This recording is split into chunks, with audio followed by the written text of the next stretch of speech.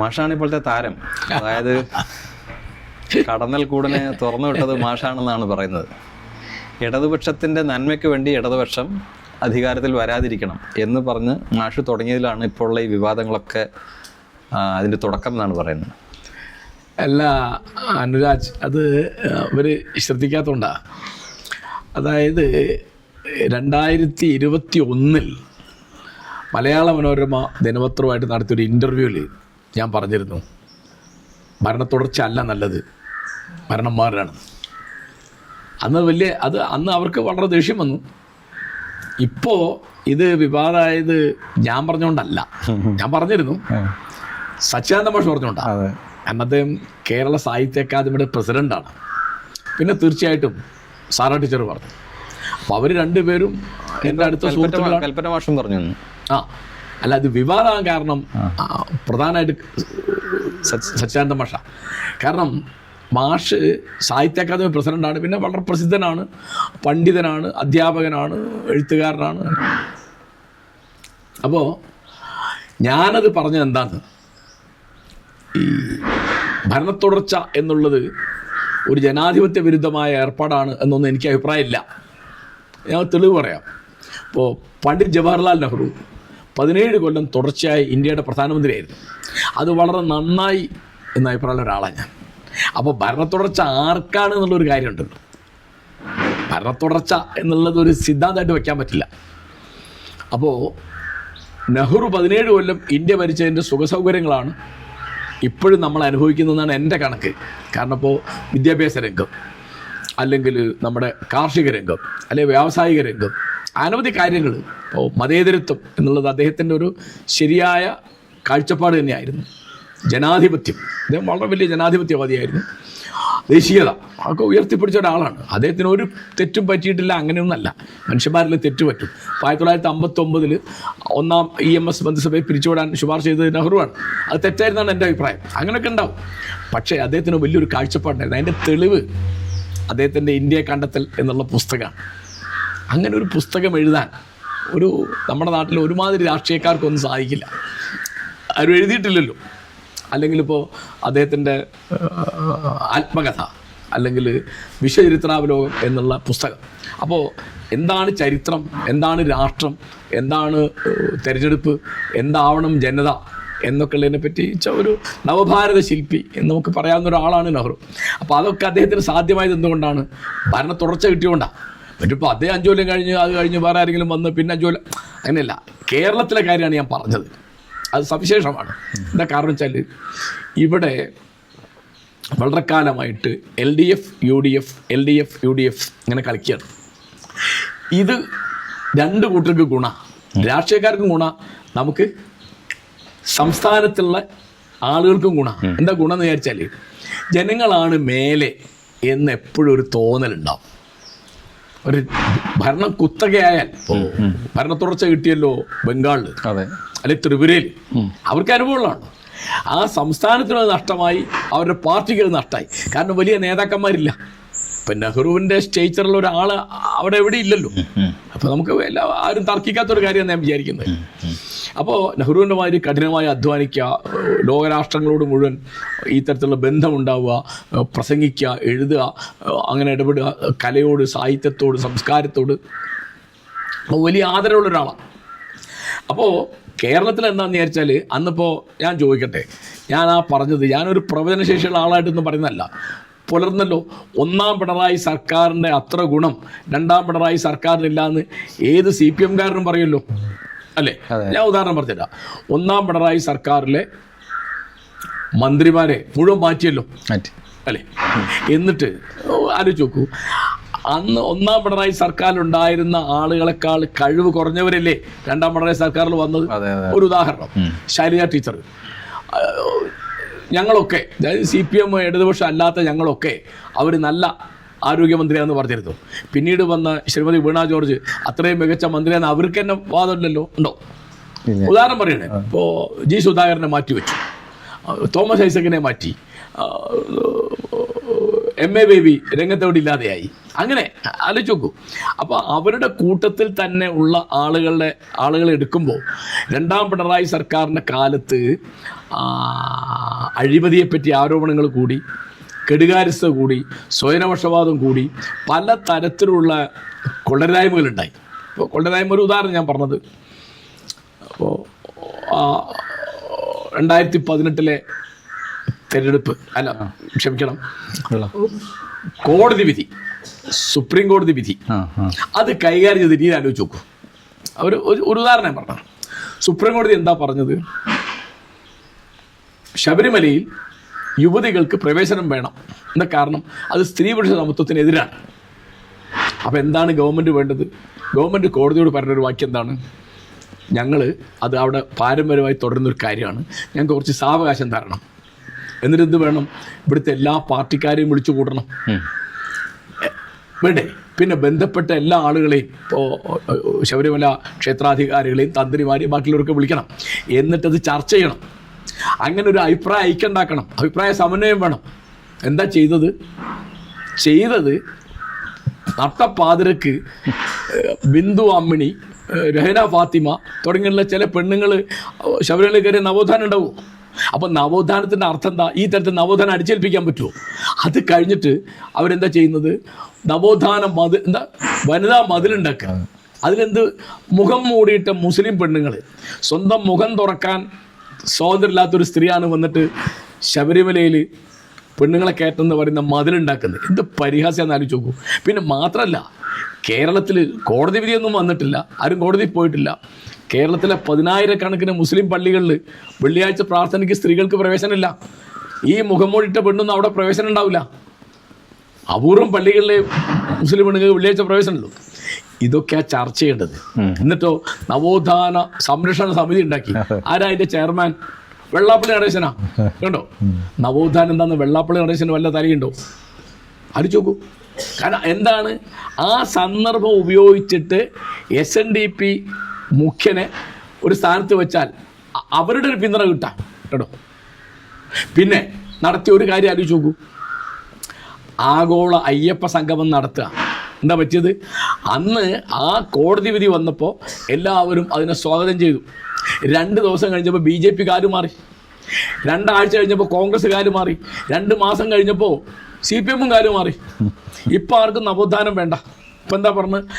ആചാര സംരക്ഷണമാണ് നവോത്ഥാനം. ബഷീർ പറഞ്ഞില്ലേ, സമാധാനപരമായ യുദ്ധം. എങ്ങനെയാ ആചാര സംരക്ഷണം നവോത്ഥാനമാവുക?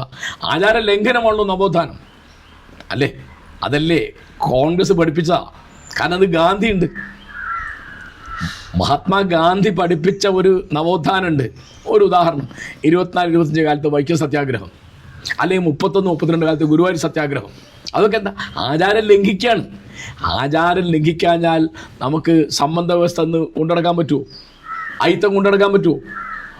കൂട്ടുകുടുംബ വ്യവസ്ഥ കൊണ്ടുനടക്കാൻ പറ്റുമോ? മുറപ്പെണ്ണാണ് മുറച്ചെടുക്കാണെന്ന് പറയാൻ പറ്റുമോ? ഒക്കെ പോയില്ലേ. ഇവിടെ അതിനേക്കാൾ പഴയ കഥ പറഞ്ഞാലോ, ഇവിടെ നരബലി ഉണ്ടായിരുന്നു, സതി ഉണ്ടായിരുന്നു. അതൊക്കെ നമ്മൾ ലംഘിച്ചല്ലോ. പെണ്ണുങ്ങൾ എഴുത്ത് പഠിക്കാൻ പാടില്ല എന്ന് നമ്പൂരിമാർ വിചാരിച്ചിരുന്നു, ഇവിടുത്തെ മാപ്പിളമാർ വിചാരിച്ചിരുന്നു. അതൊക്കെ നമ്മൾ ലംഘിച്ചല്ലോ. വഴി നടക്കാൻ പാടില്ല എന്ന് പറഞ്ഞൊക്കെ ലംഘിച്ചില്ലേ. ആചാരം ലംഘിച്ചിട്ടാണ് നവോത്ഥാനം. ഇന്നിപ്പോൾ ആരും പറയുന്നില്ല. അപ്പം ഞാൻ പറയുന്നത്, നമ്മൾ പിറകോട്ട് പോവുക. അതിലിപ്പോൾ പിറകോട്ട് പോകുന്നതിൽ എല്ലാ പാർട്ടിക്കാർക്കും ഉത്തരവാദിത്തമുണ്ട്. അതിൽ കൂടുതൽ ഉത്തരവാദിത്തം ആർക്കാണ്? CPM. കാരണം അവരാ നാട് ഭരിക്കുന്നത്, അവരാണ് മുഖ്യമന്ത്രി, അവരാണ് ആഭ്യന്തര വകുപ്പ് കൈകാര്യം ചെയ്യുന്നത്. അപ്പോൾ ഈ ഒരു ചെറിയൊരു കാര്യം, ആ ഒറ്റ കാര്യം കൊണ്ട് പൗരോഹിത്യത്തെ എത്രമേൽ ശക്തിപ്പെടുത്തി എന്ന് ആലോചിച്ച് നോക്കൂ. പൗരോഹിത്യം ശക്തിപ്പെടാണല്ലോ. ഇവിടെ ഫേസ്ബുക്കിലും റോഡിലും ഒക്കെ പെണ്ണുങ്ങൾ പ്ലക്കാർഡ് പിടിച്ച് നിൽക്കുകയാണല്ലോ. We are ready to wait, ഞങ്ങൾ കാത്തു നിൽക്കാൻ തയ്യാറാണ്. കാരണം ആർത്തവകാലം കഴിഞ്ഞാൽ ഞങ്ങൾ മല കയറാൻ പോകുന്നുള്ളൂ. പെണ്ണുങ്ങളെ പെണ്ണുങ്ങൾക്കെതിരായിട്ട് ഉപയോഗിക്കുകയാണ്. പൗരോഹിത്യം എപ്പോഴും ചെയ്യുന്ന പണിയത്. ക്രിസ്ത്യൻ പൗരോഹിത്യവും മുസ്ലിം പൗരോഹിത്യവും ഹിന്ദു പൗരോഹിത്യവും സിഖ് പൗരോഹിത്യവും ഒക്കെ ചെയ്യുന്ന പണിയായത്. യഹൂദ പൗരോഹിത്യം ഒരു വ്യത്യാസമില്ല. അതെപ്പോഴും ഏറിയ അളവിലോ കുറഞ്ഞ അളവിലോ സ്ത്രീവിരുദ്ധമാണ്. മതപാരമ്പര്യങ്ങൾ മുഴുവൻ സ്ത്രീവിരുദ്ധമാണ്. അപ്പോൾ ആരും ആരെങ്കിലും ഇപ്പോൾ നമുക്ക് എന്തുകൊണ്ടാണ് മുസ്ലിം സ്ത്രീകൾക്ക് പള്ളിയിൽ പ്രവേശനം കിട്ടാമെന്ന് ആരും ചോദിക്കേണ്ടപ്പോൾ ആരും ചോദിക്കില്ലല്ലോ. അപ്പോൾ ഞാൻ പറയുന്നത്, ഇടതുപക്ഷം ഭരിക്കുമ്പോഴാണ് ഈ സംഗതി വരുന്നത്. എന്നിട്ട് ഇപ്പം എന്താ ഉണ്ടായത്? അധികാരം നേടാൻ വേണ്ടിയോ അധികാരം നിലനിർത്താൻ വേണ്ടിയോ ഈ തരത്തിൽ ജാതി ആചാരങ്ങളുടെയും മതാനുഷ്ഠാനങ്ങളുടെയും പിന്തുണ നേടുകയാണ്. ഞാൻ അമ്പരന്ന് പോയി 7 കോടി രൂപ ചിലവായി എന്നാണ് പറഞ്ഞത്. എന്തിന്? ആഗോള അയ്യപ്പ സംഗമത്തിന്.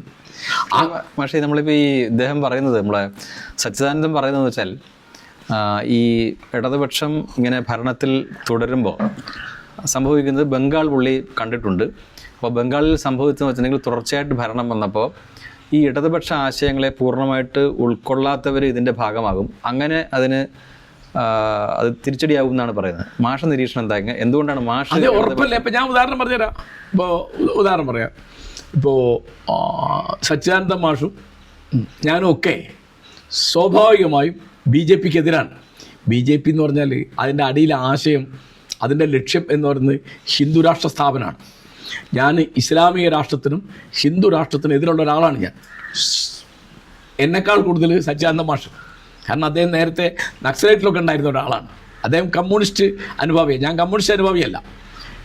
എൻ്റെ ആദർശം എന്ന് പറഞ്ഞാൽ സെക്കുലറിസമാണ്, മതേതരവാദിയാണ്. ഞാൻ കമ്മ്യൂണിസ്റ്റ് അല്ല. കമ്മ്യൂണിസത്തോട് പ്രത്യേകിച്ച് എനിക്ക് വിരോധമൊന്നുമില്ല. പക്ഷേ ഞാൻ അതിൻ്റെ അനുഭാവിയോ അനുയായിയോ ഒന്നുമല്ല. സച്ചിദാനന്ദ അതൊക്കെ ആയിരുന്നു. അദ്ദേഹത്തെ ഒരിക്കലും അറസ്റ്റ് ചെയ്തിട്ടൊക്കെ ഉണ്ട് വയനാട്ടിൽ നിന്ന്. പിന്നെ അദ്ദേഹത്തിൻ്റെ കവിതകൾ, അദ്ദേഹത്തിൻ്റെ മാസിക നടത്തൽ, അങ്ങനെ. അപ്പം അദ്ദേഹം കമ്മ്യൂണിസ്റ്റ് അനുഭാവിയും തീവ്രവാദത്തിൻ്റെ അനുഭാവിയൊക്കെ ആയിരുന്ന ഒരു കാലത്ത്. ഇപ്പോഴും അദ്ദേഹം കമ്മ്യൂണിസ്റ്റ് അനുഭാവിയാണ്. എന്നിട്ടല്ലേ അവരിപ്പം കേരള സാഹിത്യ അക്കാദമി പ്രസിഡൻ്റായിട്ട് അദ്ദേഹത്തെ വെച്ചത്. ഞാൻ ഉദാഹരണം പറയാം.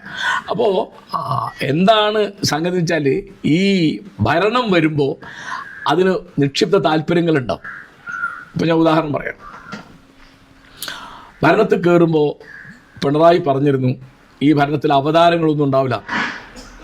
അവതാരമല്ലേ ശിവശങ്കരൻ, അവതാരമല്ലേ രവീന്ദ്രൻ, അവതാരമല്ലേ സ്വപ്ന സുരേഷ്. അപ്പോൾ ഒരു ചെറിയ ചോദ്യം. അദ്ദേഹത്തിൻ്റെ പുത്രി എക്സാലോജിക് എന്നൊരു കമ്പനി നടത്തി. ആ കമ്പനിക്ക് കരിമണൽ ഖനന സ്ഥാപനത്തിൽ നിന്ന് 1,72,00,000 രൂപ കിട്ടി. രേഖയുണ്ട്. കിട്ടിയിട്ടില്ല എന്ന് പറഞ്ഞിട്ടില്ല. എന്ത് സേവനം കൊടുത്തിട്ടാണ് ആ പൈസ സ്വീകരിച്ചതെന്നുള്ളതിന് മറുപടിയില്ല. അതിന് പറഞ്ഞ മറുപടി എന്താ? അതിന് നീതി കൊടുത്തിട്ടുണ്ടെന്നാ. അങ്ങനെയുണ്ട്, അതിന് നീതി കൊടുത്തിട്ടുണ്ട്. ഞാൻ ഒരു ഉദാഹരണം പറയാം. അപ്പോൾ രവീന്ദ്രനെ പറ്റിയോ ശിവശങ്കരനെ പറ്റിയോ ഒക്കെ ഇപ്പോൾ അവരുടെ നേതാക്കന്മാരാണ്. ജയിലിൽ കിടക്കുന്ന ഒരാൾ പത്മകുമാർ, ഒരാൾ വാസു. അയാളിപ്പോൾ പുറത്തിറങ്ങി. പത്മകുമാർ വളരെ വൈകാതെ പുറത്തിറങ്ങും. അപ്പോൾ ഈ തരത്തിൽ നിക്ഷിപ്ത താല്പര്യം ഉണ്ടാകുമ്പോൾ, ഇപ്പോൾ ശബരിമല സ്വർണ്ണക്കൊള്ളയിലാണെങ്കിലും മറ്റ് കാര്യങ്ങളിലാണെങ്കിലും ഒക്കെ, പിന്നെ സ്വജനപക്ഷപാതത്തിൻ്റെ അഴിമതിയുടെ കഥകളിപ്പോൾ എല്ലാവർക്കും ഓർമ്മയുണ്ടാവും. ഇപ്പോൾ ഒരു ഉദാഹരണം അറിയിച്ചു നോക്കൂ. ഞാൻ 26 കൊല്ലം സർവകലാശാല അധ്യാപകനായിരുന്നു, 8 കൊല്ലം കോളേജ് അധ്യാപകനായിരുന്നു. ആ മേഖല പിണറായി സർക്കാരാണ് ആദ്യമായിട്ട് വിദ്യാഭ്യാസ രംഗത്തിന് 2 മന്ത്രിമാരെ വെച്ചത്. പൊതുവിദ്യാഭ്യാസം, ഉന്നത വിദ്യാഭ്യാസം. ആദ്യം പൊതുവിദ്യാഭ്യാസം ശ്രീ രവീന്ദ്രനായിരുന്നു, ഉന്നത വിദ്യാഭ്യാസം ശ്രീ KT ജലീലായിരുന്നു. ഇപ്പോൾ പൊതുവിദ്യാഭ്യാസം ശിവൻകുട്ടിയാണ്, ഉന്നത വിദ്യാഭ്യാസം ശ്രീമതി R ബിന്ദുവാണ്.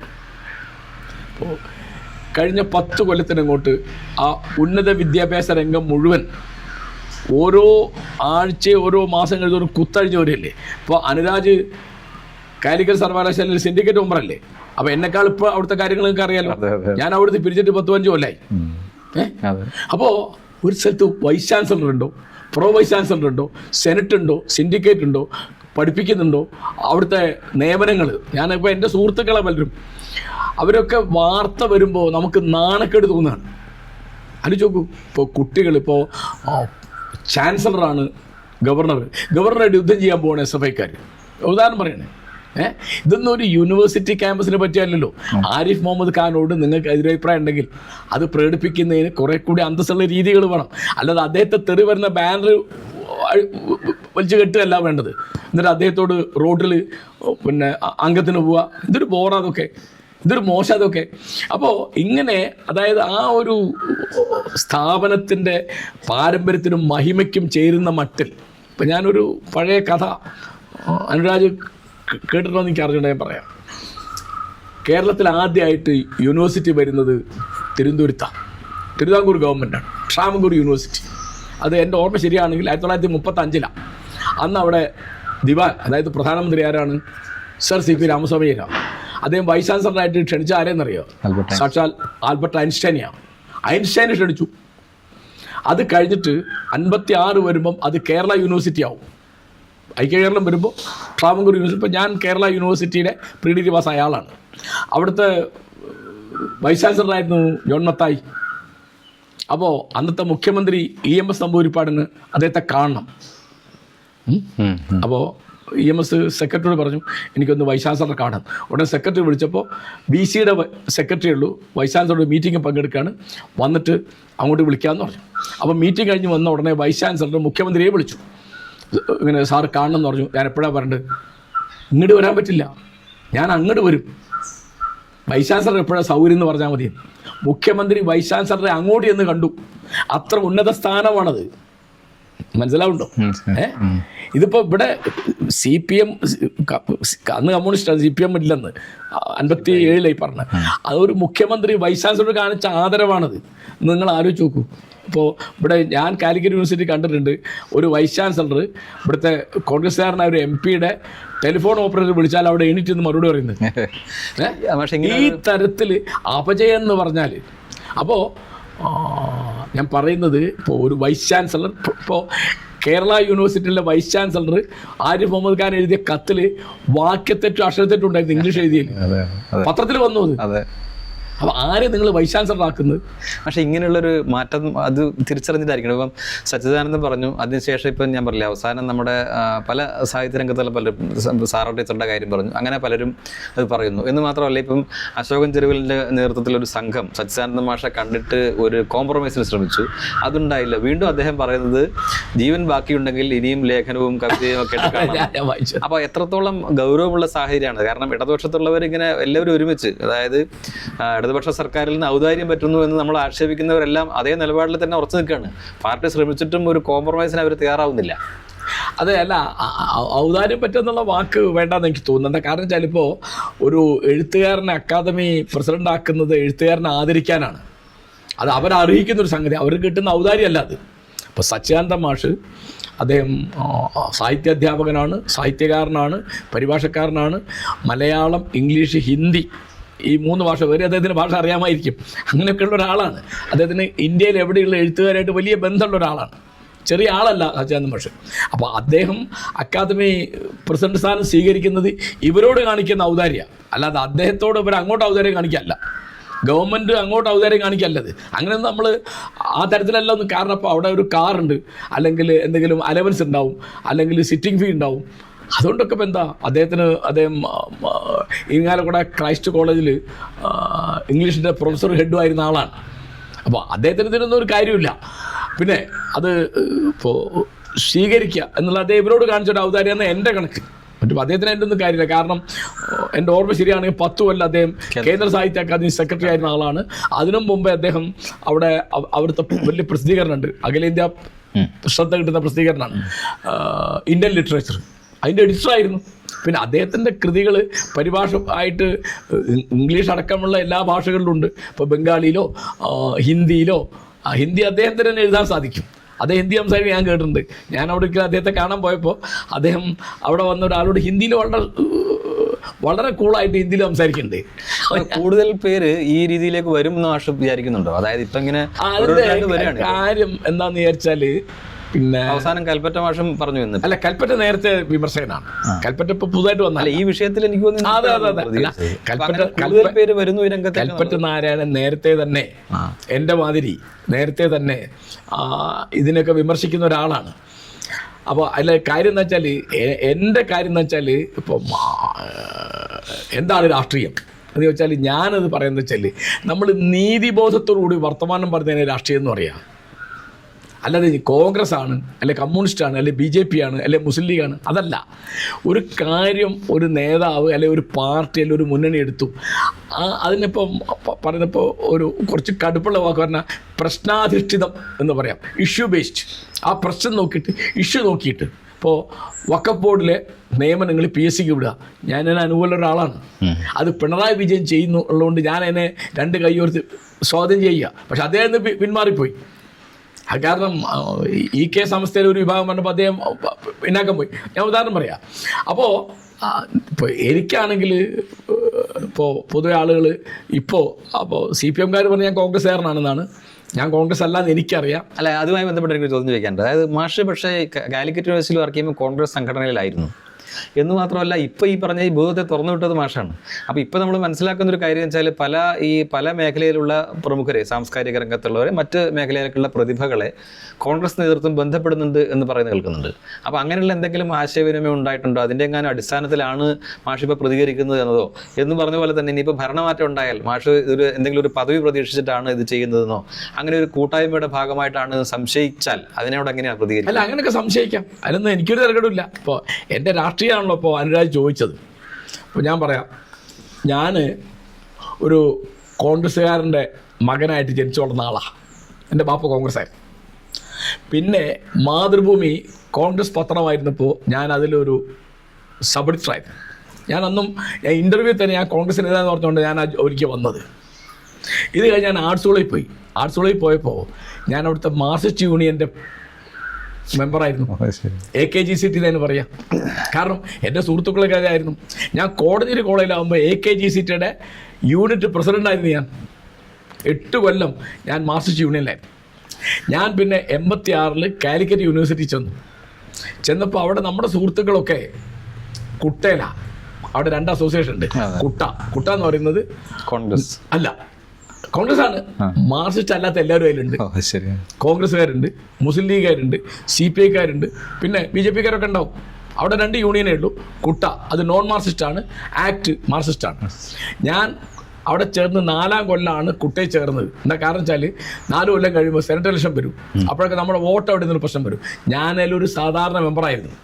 അവർ പലപ്പോഴും എന്നോട് അക്കാഡമിക് കൗൺസിലിലേക്ക്, പിന്നെ സെനറ്റിലേക്ക്, സിൻഡിക്കേറ്റിലേക്കൊക്കെ മത്സരിക്കുക. ഞാൻ പറഞ്ഞു, ഞാൻ അതിനൊന്നുമില്ല, എനിക്കിവിടെ കുട്ടികളെ പഠിപ്പിക്കുക, എന്നെ കൊണ്ടാവുമല്ലോ വായിക്കുക, പഠിക്കുക. ഞാൻ അതിൻ്റെ ഓരോ ആക്ടിവിറ്റീസിന് ഒരിക്കലും പോയിട്ടില്ല. ഇവരിപ്പോൾ ചർച്ചയിൽ പറയുമ്പം അതിൻ്റെ നേതാവായിരുന്നു പറയും. ഞാൻ നേതാവ് എന്നുള്ള വാക്കിന് വല്ല അർത്ഥം ഉണ്ടെങ്കിൽ ഞാൻ വല്ലതും ആയിരുന്നത് മാർക്സിസ്റ്റ് യൂണിയനിലാണ് ഞാൻ ഉണ്ടായിരുന്നത്. അന്ന് ഞാൻ മാർക്സിസ്റ്റ് ആയിട്ടല്ല. യൂണിയൻ എന്ന് പറഞ്ഞാൽ അങ്ങനെയല്ല. നമ്മുടെ സുഹൃത്തുക്കളൊക്കെ ഉണ്ട്, ഒരു കോളേജിൽ അന്തരീക്ഷത്തിലൊക്കെ ഉള്ളതാണ് യൂണിയൻ എന്ന് പറഞ്ഞത്. അല്ലാതെ നമ്മൾ കമ്മിറ്റഡ് മാർക്സിസ്റ്റ് ആയിട്ടോ കമ്മിറ്റഡ് കോൺഗ്രസ് ആയിട്ടോ ഒന്നും അല്ലതാവുന്നത്. പിന്നെ എൻ്റെ ഞാൻ വല്ല രാഷ്ട്രീയത്തിലും ചേർന്നത്, ഞാൻ റിട്ടയർ ചെയ്ത് കഴിഞ്ഞ ഉടനെ ആം ആദ്മി വരുന്നുണ്ടായിരുന്നു. അപ്പോൾ എനിക്ക് അങ്ങനെ ഒരു അബദ്ധം പറ്റി. ഞാൻ അതിൽ ചേർന്നു മെമ്പറായിട്ട്. എന്താ കാരണം, ഞാൻ ധരിച്ചു അത് അഖിലേന്ത്യാ തലത്തിലൊരു അഴിമതി വിരുദ്ധ പ്രസ്ഥാനം വരികയാണ്. അങ്ങനത്തെ ഒരു അബദ്ധത്തിലാണ് ഞാൻ ചേർന്നത്. എനിക്ക് മാത്രമല്ല അബദ്ധം പറ്റിയത്, ആർക്കൊക്കെ പറ്റി? രാജ്മോഹൻ ഗാന്ധി, ചെറിയ ആളാണോ, മേധാ പട്കർ, സാറാ ജോസഫ്, RB ശ്രീകുമാർ, ഉദയകുമാർ, അങ്ങനെ ഒരുപാട് ആളുകൾ, CR നീലകണ്ഠൻ, ഇവരൊക്കെ എന്നോട് അതിൻ്റെ സ്ഥാനത്ത് വരാൻ പറഞ്ഞു. സംസ്ഥാന പ്രസിഡന്റ് ആവാൻ പറഞ്ഞു, സംസ്ഥാന സെക്രട്ടറി ആവാൻ പറഞ്ഞു, അവിടെ കൺവീനർ എന്താ പറയുക, പിന്നെ എൻ്റെ വക്താവാൻ പറഞ്ഞു. ഞാൻ പറഞ്ഞു അതിലൊന്നുമില്ല. പിന്നെ കോഴിക്കോട്ടോ വയനാട്ടിലോ മത്സരിക്കാൻ പറഞ്ഞു. ഞാൻ പറഞ്ഞു ഒന്നിനുമില്ല. അപ്പം 2-3 മാസം കഴിഞ്ഞപ്പോൾ എനിക്ക് മനസ്സിലായി ഇതൊരു സാധാരണ പാർട്ടിയാണ്, മറ്റ് പാർട്ടിയിൽ സ്ഥാനമാനങ്ങൾ കിട്ടാത്ത ആൾക്കാരാണ് ഇതിലേക്ക് വന്നത്. അധികം ഒരു വ്യത്യാസമില്ലെന്ന് മനസ്സിലായപ്പോൾ ഞാൻ അതിലെന്തായി, ഞാൻ പ്രവർത്തിക്കാതെ ഇനാക്റ്റീവ് ആകുന്നുണ്ടോ. ഇനാക്റ്റീവായി ഞാൻ രാജിവെച്ചിട്ടും കൂടിയില്ല. പിന്നെ ഒരിക്കൽ ചാനൽ ചർച്ചയിൽ ആ കാലത്ത് ഒരിക്കൽ ഏതൊരു ആങ്കർ എന്നോട് ചോദിച്ചു, ഇത് ആം ആദ്മി പാർട്ടിയുടെ അഭിപ്രായമാണോ? ഞാൻ പറഞ്ഞത് അവരോട് ചോദിക്കണം. ഞാൻ പറഞ്ഞ എൻ്റെ അഭിപ്രായമാണ്. അപ്പോൾ ഇതില്ല അല്ലേ, ഞാൻ പറഞ്ഞു തീർക്കട്ടെ. അപ്പോൾ സ്ഥാനമാനങ്ങൾ പോയിച്ചിട്ട് അന്നെനിക്ക് എൻട്രൽ മത്സരിക്കുകയും ചെയ്യാലോ. ഇപ്പോൾ സാറാ യൂസഫ് മത്സരിച്ചു, അനിതാ പ്രതാപ് മത്സരിച്ചു, എൻഡോ സൾഫാൻ സമരക്കാരൻ കുഞ്ഞുകൃഷ്ണൻ മത്സരിച്ചു. ഞാൻ മത്സരിച്ചിട്ടില്ല, എന്നോട് അവർ പറയാനിട്ടല്ല. പിന്നെ പാർട്ടിയുടെ സ്ഥാനം ഏറ്റെടുത്തില്ല. എനിക്ക് 75 വയസ്സായി, 75 പൂർത്തിയായില്ല, 74 കഴിഞ്ഞു. എനിക്ക് ഇത്തരം സ്ഥാനമാനങ്ങളൊന്നും ഒരു മോഹം ഒരു കാലത്തും തോന്നിയിട്ടില്ല. വൈസ് ചാൻസലർ ആവണമെന്നോ, സാഹിത്യ അക്കാദമി സെക്രട്ടറി ആവണമെന്നോ, പ്രസിഡന്റ് ആവണമെന്നോ, മെമ്പർ ആവണമെന്നോ പോലും തോന്നിയിട്ടില്ല. MT വാസുദേവൻ നായർ പ്രസിഡന്റ് ആയപ്പോൾ അത് എന്നെ വിളിച്ചിട്ട് ഞാൻ കാരശ്ശേരി നോമിനേറ്റ് ചെയ്തെന്ന് പറഞ്ഞപ്പോൾ അദ്ദേഹത്തോടുള്ള ബന്ധം കൊണ്ട് നോ എന്ന് പറയാനുള്ള വിഷമം കൊണ്ട് ഞാനത് സ്വീകരിച്ചു. പിന്നെ അത് കഴിഞ്ഞ് പലരും എന്നെ വിളിച്ചു. ഞാൻ പറഞ്ഞു ഞാനതൊന്നുമില്ല. അന്ന് MTയോട് നോ എന്ന് പറയാനുള്ളൊരു പ്രയാസം കൊണ്ട് ഞാനത് ആ 4 കൊല്ലം ഞാൻ സാഹിത്യലോകം നോക്കി, അത്രയേ ഉള്ളൂ, വേറെ കാര്യമൊന്നുമില്ല എന്ന് പറഞ്ഞു. പിന്നെ ഇനിയിപ്പം UDF വരികയാണ്, സ്ഥാനമാനങ്ങൾ വരികയാണെന്നൊക്കെ ഉണ്ടാവും, എനിക്ക് അറിഞ്ഞൂടാ. ഏതായാലും ഒരു കാര്യം ഞാൻ മുൻകൂട്ടി പറയാം, അങ്ങനെ ആര് വന്നാലും വന്നില്ലെങ്കിലും ഞാൻ ഈ വഴിക്കൊന്നുമില്ല. പിന്നെ എൻ്റെ അഭിപ്രായ പ്രകടനങ്ങളൊക്കെ ഏതെങ്കിലും പാർട്ടിയോടോ മുന്നണിയോടോ അനുഭവം ഉണ്ടായിട്ടല്ല. ഞാനിപ്പോൾ പറയുന്ന ഒറ്റ കാര്യമുള്ളൂ, ഇപ്പോൾ 2 ഇതിലൊന്നിനെ തിരഞ്ഞെടുക്കാനുള്ള റൈറ്റ് 2 ചോയ്സ് നമുക്കുള്ളൂ. ഒന്നുകിൽ LDF അല്ലെ UDF. അപ്പോൾ തൽക്കാലം അത് UDF ആണ്. എന്താ കാരണം വെച്ചാൽ ഞാൻ BJPക്ക് എതിരുള്ള ഒരാളാണ്. കാരണം മതരാഷ്ട്രത്തിനെതിരാണ് ഞാൻ ജമാഅത്ത് ഇസ്ലാമിക്ക് എതിരുള്ള ഒരാളാണ്. ഞാൻ ഇസ്ലാമിക് റിപ്പബ്ലിക് എന്നുള്ള സങ്കല്പത്തിനെതിരാണ് ഞാൻ. കാരണം അതൊരിക്കലും ജനാധിപത്യമാവില്ല, ജനവിരുദ്ധമാവും. അത് നിങ്ങൾ പാകിസ്ഥാനിൽ കാണുന്നു, അഫ്ഗാനിസ്ഥാനിൽ കാണുന്നു. ആലോചിക്കൂ, അടിമത്ത നിയമവിധേയമായി അഫ്ഗാനിസ്ഥാനിൽ. എന്തൊരു പൈശാചിക സംഘമാണ് നാട് ഭരിക്കുന്നത്. നിങ്ങൾ 21-ാം നൂറ്റാണ്ടിൽ ഞാൻ പഴയൊരു കഥ പറയാം. അടിമത്തത്തിന് അംഗീകാരം ഉണ്ടായിരുന്ന സ്ഥലമാണ് ഗ്രീസ്. സോക്രട്ടീസും പ്ലേറ്റോവും പോലും അടിമത്തത്തെ അങ്ങനെ തള്ളി പറഞ്ഞിട്ടില്ല. ചെറിയ ആൾക്കാരാണോ സോക്രട്ടീസും പ്ലേറ്റോ ഒക്കെ? പക്ഷേ പ്ലേറ്റോവിൻ്റെ ശിഷ്യൻ അരിസ്റ്റോട്ടിൽ മരണപത്രത്തിൽ അദ്ദേഹത്തിന് അടിമകളെ മോചിപ്പിച്ചുകൊണ്ട് കുറിപ്പെഴുതിട്ടാണ് മരിച്ചുപോയത്. അദ്ദേഹം ആത്മഹത്യ ചെയ്തതെന്നാണ് ഒരു കഥ. അന്ന് അത്ര പഴകാതെ ക്രിസ്തുവിനും 400 കൊല്ലം മുമ്പ് ജീവിച്ച ആൾക്കാരെ പറ്റിയാണ് ഈ പറയുന്നത്. എന്നിട്ട് ഇപ്പോൾ അടിമത്ത നിയമവിധേയമായി എന്ന് പറയാൻ സാധിക്കും അഫ്ഗാനിസ്ഥാനിൽ. ഇവിടെ ആരും ഒരു പ്രശ്നം ഉണ്ടാക്കിയില്ലല്ലോ. ഇല്ല. താലിബാനെതിരായിട്ട് ഒരു പ്രശ്നം ഉണ്ടാക്കിയില്ലല്ലോ. ഇല്ല. ആലോചിക്കൂ, അതായത് 1865 മരിച്ചുപോയി. ഗാന്ധി ജനിക്കുന്നതിന് 4 കൊല്ലം മുമ്പ് മരിച്ചുപോയ ആര്? Abraham Lincoln. അദ്ദേഹം അടിമത്തം അവസാനിപ്പിച്ചിട്ടാ പോയത്. അടിമത്തം അവസാനിപ്പിക്കുന്ന മനുഷ്യ ചരിത്രത്തിലെ ഏറ്റവും ഗംഭീരമായ നിയമം വരിക. അന്ന് ആ കസേരയിലിരിക്കുമ്പോൾ അദ്ദേഹത്തിന് അറിയാം അതിൻ്റെ വില സ്വന്തം ജീവനാണ്. ഇപ്പോൾ സ്പ്രിംഗ്ഫീൽഡ് ഞാൻ പോയി കണ്ടിട്ടുണ്ട്. സ്പ്രിംഗ്ഫീൽഡിലായിരുന്നു അദ്ദേഹത്തിൻ്റെ പ്രധാനപ്പെട്ട പ്രവർത്തന മേഖല. അദ്ദേഹം മരിച്ചത് അദ്ദേഹത്തെ വെടിവെച്ച്, ഒരു നാടകം കണ്ടുകൊണ്ടിരിക്കുമ്പം ഒരു നടന അദ്ദേഹത്തെ വെടിവെച്ച് കൊല്ലുന്നത് അബ്രഹാം ലിങ്കണെ. അദ്ദേഹത്തിൻ്റെ ശവകുടി ഉള്ളത് സ്പ്രിംഗ്ഫീൽഡിലാണ്. അവിടെ ലിങ്കൺ മ്യൂസിയത്തിൽ ഈ രംഗം ഉണ്ടാക്കി വെച്ചിട്ടുണ്ട്. നടുങ്ങിപ്പോകും നമ്മൾ. ഭാര്യയും ഭർത്താവ് ഇങ്ങനെ കണ്ടുകൊണ്ടിരിക്കുമ്പോൾ പറയുന്ന ഒരാളൊരു നടൻ വന്നിട്ട് വെടിവെക്കുന്നത്. അപ്പോൾ ഞാൻ പറഞ്ഞത്, ഗാന്ധി ജനിക്കുന്നതിന് 4 കൊല്ലം മുമ്പ് മരിച്ചുപോയ ഒരു മഹാനായ മനുഷ്യൻ അവസാനിപ്പിച്ച ഒന്ന് ഇന്ന് തിരിച്ചു കൊണ്ടുവരാൻ പറ്റുന്ന ഞാൻ സങ്കല്പിച്ചിരുന്നില്ല. അടുത്ത കാലത്ത് ഇത്രയും എനിക്ക് നടുക്കുണ്ടാക്കിയൊരു കാര്യമില്ല. കേരളത്തിലെ ഏതെങ്കിലും ഒരു ലേഖനോ ഒരു പ്രസംഗം നിങ്ങൾ കേട്ടോ അതിനെപ്പറ്റി? അടിമത്ത നിയമവിധേയമായി. അവർക്ക് UN എന്നൊരു പ്രശ്നമല്ല. പണ്ട് അടിമത്തം സൗദി അറേബ്യയിലില്ല. ഉദാഹരണം പറയണേ, കാരണം ഇസ്ലാമിന് ഇത് നിരോധിച്ചൊരു സാധനമല്ല. മുഹമ്മദ് നബി എന്താ പറഞ്ഞത്? അവരോട് ദയവായിട്ട് പെരുമാറണം, അവർക്ക് ഭക്ഷണം കൊടുക്കണം, ചികിത്സ കൊടുക്കണം, അവരെ നന്നായിട്ട് പെരുമാറണം. പിന്നെ നിങ്ങൾ എന്തെങ്കിലും പാപം ചെയ്തു പോയാൽ അവരെ മോചിപ്പിക്കുന്ന ഒരു പുണ്യകർമ്മമാണ് എന്നൊക്കെ അതിനെ നിരുത്സാഹപ്പെടുത്തുന്ന പലതും അദ്ദേഹം ചെയ്തിട്ടുണ്ട്. പക്ഷേ നിരോധിച്ചിട്ടില്ല. അതിവർക്ക് മനസ്സിലാവില്ല. മുഹമ്മദ് നബി നിരോധിച്ചില്ലെന്നല്ലോ നമ്മുടെ കാര്യം ആണോ? മനുഷ്യാവകാശങ്ങൾ, പൗരാവകാശം, സ്വാതന്ത്ര്യം, മനുഷ്യൻ്റെ അന്തസ്സ് എന്നുള്ളൊരു കാര്യമാണല്ലോ. അപ്പോൾ രാഷ്ട്രീയത്തിൻ്റെ പ്രധാനപ്പെട്ട അടിസ്ഥാനപരമായ അതിൻ്റെ ആദി എന്ന് പറയുന്നത് എല്ലാ മനുഷ്യൻ്റെ അന്തസ്സ് തുല്യമാണെന്നുള്ളതാണ്. അല്ലേ?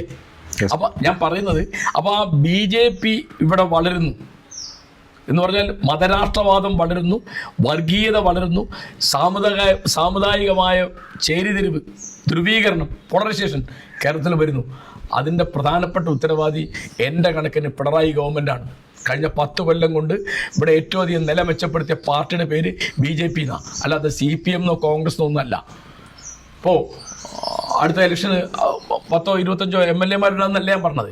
ഇപ്പോൾ കഴിഞ്ഞ ലോക്സഭാ ഇലക്ഷൻ നോക്കിയാൽ അറിയാം, അല്ലെങ്കിൽ തദ്ദേശ സ്വയംഭരണ സ്ഥാപനങ്ങൾ ഇലക്ഷൻ നോക്കിയാൽ അറിയാം.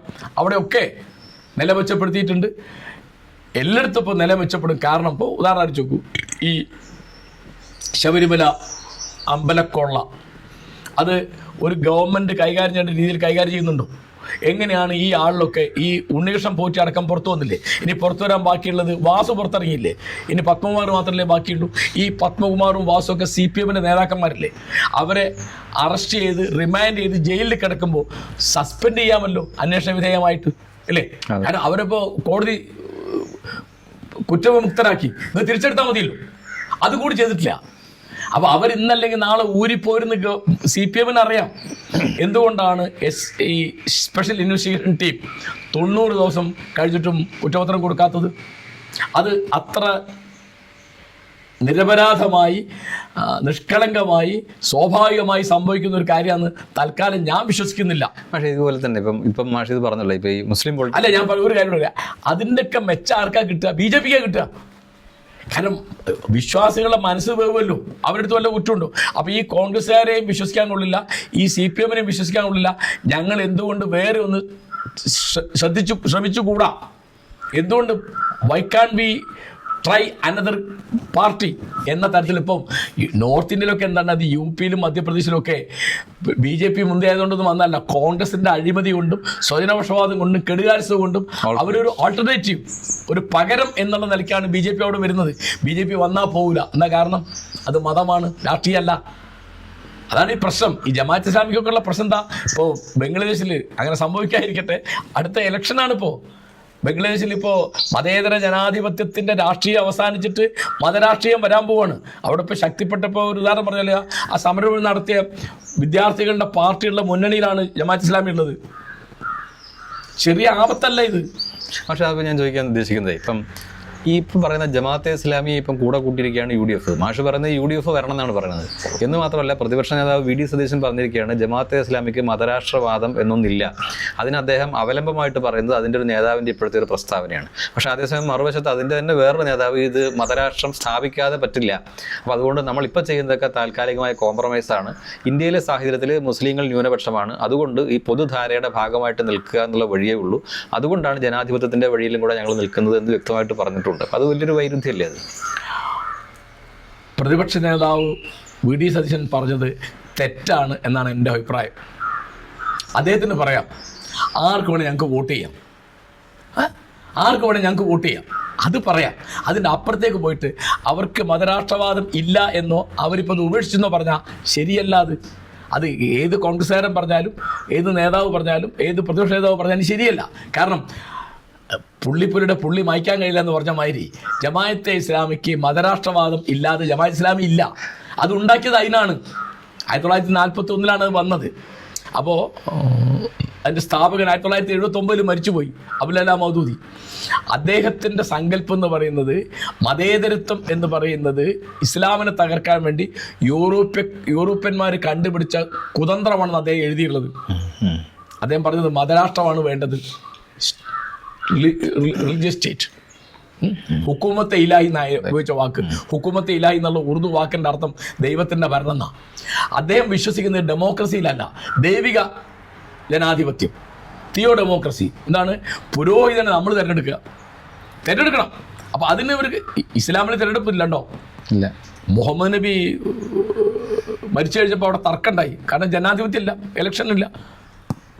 അവിടെ രാജാധിപത്യമാണല്ലോ. ആദ്യത്തെ 3-4 ഖലീഫാരുടെ കാര്യത്തിലാണ് രാജാവില്ല. പിന്നെ 5ാമത്തെ ഖലീഫ മുഅവിയ തൊട്ട് രാജാവിൻ്റെ മകൻ രാജാവ്, അതിൻ്റെ മകൻ രാജാവ്, അങ്ങനെ പാരമ്പര്യം. അപ്പോൾ സൗദി അറേബ്യയിൽ രാജഭരണല്ലേ, രാജവംശമല്ലേ. അപ്പോൾ ഇവർ വളരെ കൊണ്ടാടുന്ന ഖിലാഫത്ത് രാജഭരണമായിരുന്നില്ലേ. ഉസ്മാനിയ ഖിലാഫത്ത് എന്ന് പറയുന്നതാണ് ഒട്ടോമൻ എംപയർ എന്ന് ഇംഗ്ലീഷ് പറയുന്നത്. തുർക്കിയിൽ 1000-600 കൊല്ലം ഉണ്ടായിരുന്നത്. അതൊക്കെ രാജവംശങ്ങളാണ്. അപ്പോൾ ആ രാജവംശങ്ങളെ ഒക്കെ അംഗീകരിച്ച ആളാണ് മൗദൂദി. അദ്ദേഹം അവിടെ ചെന്ന് ഫൈസൽ അവാർഡ് മേടിച്ചല്ലോ സൗദി ഗവൺമെൻറ്റിൽ നിന്ന്. കയ്യിൽ നിന്ന് മേടിക്കാൻ പാടില്ലുണ്ടോ? ഇസ്ലാമിക ഭരണം അല്ലല്ലോ അത്, ആണോ? അത് ഇസ്ലാമിക ഭരണം നിങ്ങൾ അംഗീകരിക്കാതെ നിങ്ങളെങ്ങനെ ഈ അവാർഡ് മേടിക്കുക? ആലോചിച്ചോ. അപ്പോൾ രാജവംശത്തെ, കാരണം അവരൊന്നും ഇതിനെ എതിർക്കുന്നില്ല.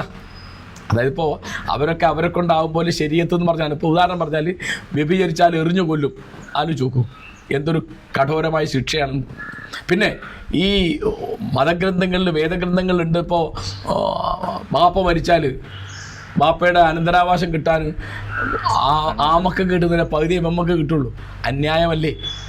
പിന്നെ ഒരാൾ 4 പെണ്ണ് കെട്ടുക അന്യായമല്ലേ ഒരേ സമയത്ത്? അപ്പോൾ ഇതൊക്കെ പുസ്തകത്തിലുണ്ട്. ഇതൊക്കെ മനുഷ്യരോട് പറയാൻ കൊള്ളൂ.